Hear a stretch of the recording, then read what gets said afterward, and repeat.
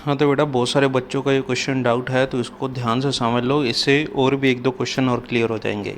उसने क्या बोला है, a satellite S is moving in an elliptical orbit around the earth, the mass of the satellite is very small as compare to mass of the अर्थ।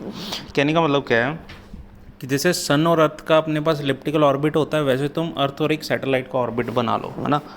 तो जैसे मान लेते हैं ये अपने पास यहाँ पे एलिप्टिकल ऑर्बिट है, बीच में तुम सन मान सकते हो, तो इधर अर्थ मान लो, इधर अर्थ मानोगे तो यहाँ क्या मानोगे, यहाँ पे कोई सैटेलाइट मान लोगे, है ना। ये अपने पास क्या है, ये अपने पास है सैटेलाइट एस, ठीक है। ये सैटेलाइट ऐसे मूव कर रहा है, ठीक है। अच्छा ये बेटा इसकी माइनर एक्सिस होती है और ये बेटा क्या होती है, मेजर एक्सिस होती है ना। यहाँ पे उसकी वेलोसिटी कुछ अलग होती है v1 और ये वाली वेलोसिटी अलग होती है v2। तुम्हें याद है ये v1 v2 ये जो पॉइंट है ये पेरिजी और अपोजी वाले है, यानी ये अर्थ के सबसे क्लोजेस्ट पॉइंट है और ये अर्थ के सबसे फारदेस्ट पॉइंट है, सबसे दूर वाला पॉइंट है। तो इसमें सबसे पहले ध्यान दो कि अपने पास जो वेलोसिटी होती है that is along the tangent होती है ना।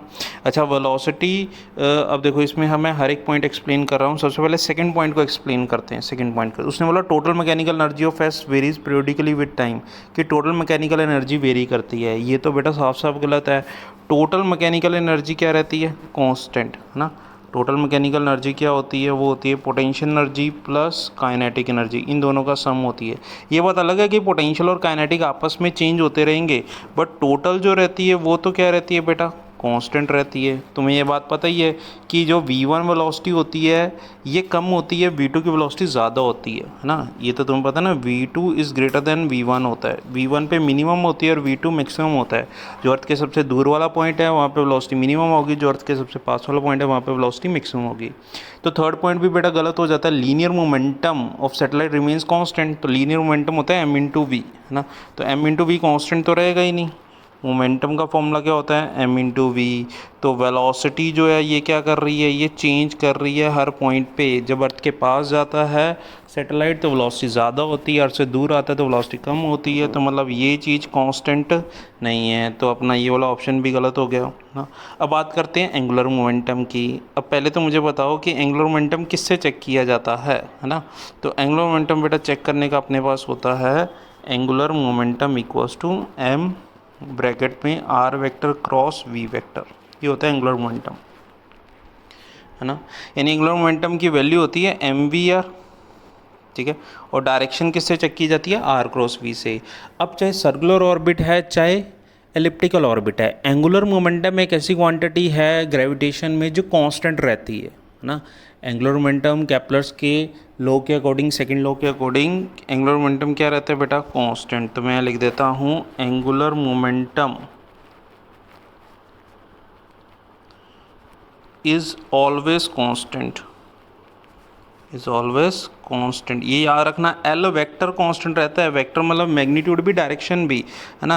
डायरेक्शन ज़रा चेक करो, बच्चों को डायरेक्शन में दिक्कत होती है क्योंकि फर्स्ट पॉइंट में देखो क्या लिखा हुआ है, angular momentum of S about the centre of earth changes in direction but magnitude. उनको लगता है डायरेक्शन चेंज हो रही है, जबकि ऐसा नहीं है बेटा। ध्यान से देखो, डायरेक्शन आर क्रॉस वी से पता लगेगी, ये तो आ रहा है अपने पास, है ना। अब आर क्रॉस वी करोगे, आर क्रॉस वी करोगे तो तुम्हारा थंब आएगा बाहर, है ना। अब यहाँ पे ज़रा ये आ रहा है तो अब फिर से आर क्रॉस वी करो, अब भी थंब किधर आएगा, बाहर ही आएगा, है ना। आर क्रॉस वी से अगर तुम चेक करो तो आर क्रॉस वी की डायरेक्शन फिक्स आ रही है, वो चेंज नहीं हो रही, समझ रहे हो। तो एंगुलर मोमेंटम डायरेक्शन में भी क्या रहता है, डायरेक्शन में भी वो क्या रहता है, फिक्स रहता है। आर क्रॉस वी जो है वो अपने पास एक फिक्स्ड डायरेक्शन देता है, फिक्स्ड डायरेक्शन। तुम आर क्रॉस वी कॉपी पे करके देख सकते हो ना। अब बचा बेटा अपने पास क्या, फोर्थ पॉइंट, है ना। Acceleration of S is always towards the centre of earth ना। तो ऑब्वियस सी बात है कि अर्थ और सैटेलाइट के बीच में ग्रेविटेशनल फोर्स लग रही है, ऐसे लग रही है ना। ये अर्थ इस सैटेलाइट को सेंटर टू सेंटर अट्रैक्ट करेगा। अगर ग्रेविटेशनल फोर्स बनाऊंगा तो इस पे इधर लग रही है, ये centripetal force towards the centre होती है। अब जो सेंट्रीपिटल फोर्स की डायरेक्शन है वही किसकी डायरेक्शन है, एक्सेलरेशन की डायरेक्शन है। तो एक्सेलरेशन किस तरफ है, एक्सेलरेशन टुवर्ड्स द सेंटर ही तो है, सेंटर ऑफ अर्थ ही तो है। मान लो सैटेलाइट यहाँ पहुँच गया घूमते घूमते, तो अब तुम बनाओगे ये ऐसे, फिर से एफ से। मान लो सैटेलाइट यहाँ पहुँच गया तो अब फिर से एफ से। तो ये हर बार किधर है, ये हर बार टुवार्ड्स द अर्थ है, तो इसका मतलब फोर्थ पॉइंट जो है बेटा ये बिल्कुल सही पॉइंट है, acceleration towards the centre of earth होगी। ठीक है, तो इसका मतलब फोर्थ पॉइंट सही है। अब सबको क्लियर हो जाना चाहिए।